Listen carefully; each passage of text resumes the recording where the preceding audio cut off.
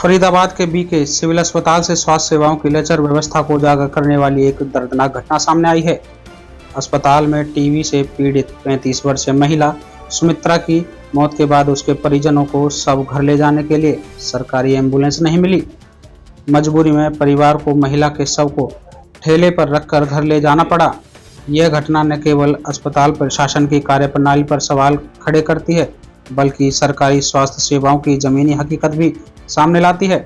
मृतका के पति गुनगुन ने बताया कि उनकी पत्नी पिछले 3 महीनों से टीबी की बीमारी से जूझ रही थी और उसका इलाज सिविल अस्पताल में चल रहा था।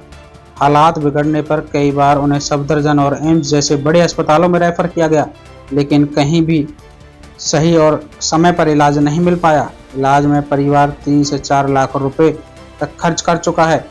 जब आर्थिक स्थिति पूरी तरह कमजोर हो गई तो मजबूरी में सुमित्रा को दोबारा सिविल अस्पताल में भर्ती कराया गया, जहां बुधवार दोपहर उसकी मौत हो गई। गुनगुन ने बताया कि मौत के बाद डॉक्टरों ने शव घर ले जाने को कहा और अस्पताल में मौजूद लोगों ने एम्बुलेंस ले जाने की बात कही, लेकिन जब वे एम्बुलेंस विभाग पहुंचे तो बताया गया कि फिलहाल कोई भी सरकारी एम्बुलेंस उपलब्ध नहीं है। प्राइवेट एम्बुलेंस वालों ने केवल 7 किलोमीटर के लिए 500 से 700 रुपए मांगे, जो उनके पास नहीं थे। गुनगुन दिहाड़ी मजदूर और उसी ठेले से काम करते हैं, जिस पर उन्होंने मजबूरी में पत्नी का शव रखकर घर ले जाने का फैसला किया। करीब 1.5 घंटे तक अस्पताल परिसर में इंतजार करने के बाद भी उन्हें कोई सहायता नहीं मिली। मृतका के पति गुनगुन क्या कहते हैं इस बारे में, सुनिए पूरी खबर। क्या नाम है आपका? झुनझुन। गुनगुन, कहाँ के रहने वाले हो? मैं तो बिहार का रहने वाले। यहाँ कहाँ पे रहते हो? यहाँ तो अभी तो फिलहाल में सारण में रह रहे हैं। एक मौत हुई है, क्या लगती है आपकी वो? मेरे पत्नी है। कितनी उम्र है इनकी? 35 साल। किस बीमारी के कारण हुई है? इनको टीबी की बीमारी हो गई। कब एडमिट करा था? ये एडमिट तो 3 महीना पहले करा था यहाँ बीके अस्पताल में। हाँ, तो फिर यहाँ से घर ले गए, घर से फिर लेकर आए एडमिट करे, फिर सत्तरगंज ले गए, मेहरौली ले गए, मतलब कई जगह घूमे जब यहाँ वापस लाए हो? हाँ, प्राइवेट। फिलहाल इनकी मौत हो गई है। तो एम्बुलेंस में क्यों नहीं लेके जा रहे हो इसे? अब पता है एम्बुलेंस दे ही नहीं रहे, पैसा नहीं है हमारे पास। नहीं, सरकारी एम्बुलेंस फ्री में होती है। नहीं दे रहे हैं। नहीं दे रहे हैं तो पैसे लगाइए, 500-700 रुपए लेंगे, ले जाइए। 500-700 में नहीं जाएंगे, पूछिए। 500-700 में नहीं जा रहे हैं। कहाँ पे ले जानी है बॉडी? है सारण में ले जाने। सारण में? सारण में ले जानी है। तो आपके पास किराए के पैसे नहीं है, दाह संस्कार कैसे करेंगे इसका? कैसे करेंगे? कहीं से लेंगे किसी से। कर जाओ। इस मामले में सिविल अस्पताल के deputy civil surgeon MP Singh ने कहा कि हरियाणा स्वास्थ्य विभाग की एम्बुलेंस सेवाओं में डेड बॉडी ले जाने का प्रावधान नहीं है।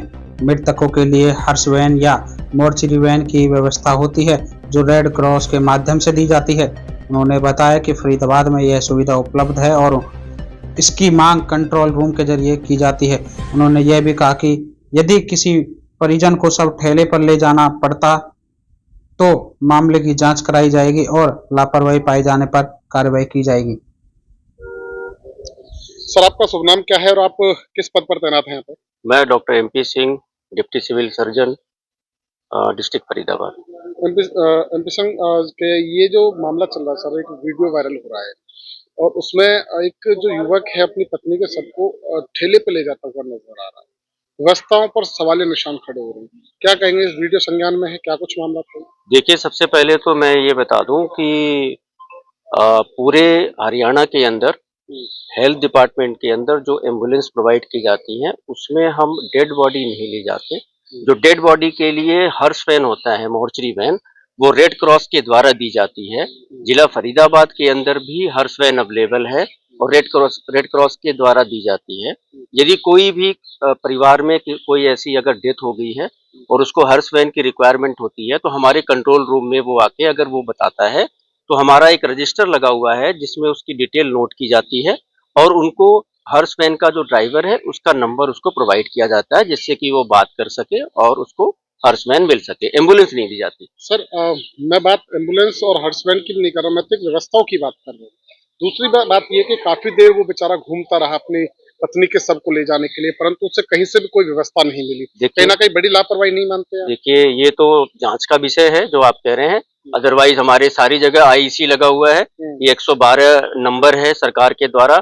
112 नंबर डायल करने पे आज की तारीख में चाहे आपको एम्बुलेंस चाहिए, चाहे आपको फायर की कोई समस्या हो, चाहे कोई डिजास्टर हो गया हो, ठीक है, या कोई रोड एक्सीडेंट हो, एम्बुलेंस के रिगार्डिंग 112 पे कॉल करते ही मिलता है। सभी जगह बोर्ड लगा हुआ है, आपने देखा होगा कि हमने एलईडी बोर्ड पे लगाया हुआ है। भी डायल 112 से मिल जी नहीं, इसलिए नहीं लगा हुआ है कि हर्ष वैन स्वास्थ्य विभाग के द्वारा नहीं दी जा रही है, रेड क्रॉस के द्वारा दी जा रही है। अगर हमारे कंट्रोल रूम में, जैसा मैंने बताया, अगर कोई कंट्रोल रूम में हमारे पास आता है, इमीडिएट रजिस्टर में उसकी एंट्री करके और उसको नंबर प्रोवाइड किया जाता है कि जिससे उसे दिक्कत ना हो और उसे हर्ष वैन उपलब्ध कराया जा सके। सर एक जानकारी और मैं करेक्ट करना चाहूंगा कि आप कह रहे हैं कि जो एम्बुलेंस है उसमें नहीं जाया जाता। जी, जब वो व्यक्ति किसी प्राइवेट एम्बुलेंस संचालक से उसने बात की तो उसने कहा कि 500 से 700 रुपए लगेंगे और हम आपको छोड़ देंगे। प्राइवेट एम्बुलेंस वालों ने कहा है उसको। इसकी मुझे जानकारी नहीं है। प्राइवेट एम्बुलेंस का हमारे स्वास्थ्य विभाग से कोई लेना देना नहीं होता, ना उनका रजिस्ट्रेशन हमारे साथ होता है, ना उनकी एम्बुलेंस का टाई अप हमारे साथ होता है। इसलिए अंदर वैसे खड़ी हो जाती है? नहीं, अंदर बिल्कुल भी नहीं खड़ी है। प्रशासन के द्वारा समय समय पे उनको बताया गया है, इनको बाहर निकाल दिया गया है।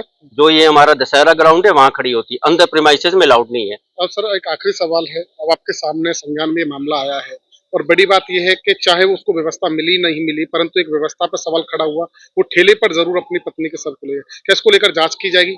देखा ये जाएगा तो कौन इसका सिविल सर्जन महोदय के संज्ञान में आया है, बिल्कुल इसकी जांच कराएंगे।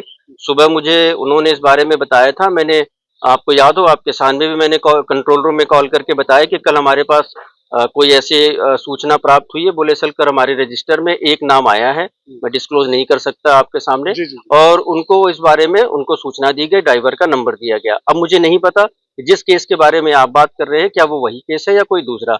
इसकी जांच जरूर कराई जाएगी, क्योंकि सरकार के द्वारा हमेशा ये सुनिश्चित किया जाता है कि यदि किसी को एम्बुलेंस की रिक्वायरमेंट है, कोई रेफर केस है, कोई एक्सीडेंट केस है, कोई डिलीवरी केस है, तो उसको इमीडिएट एम्बुलेंस दिया जाए।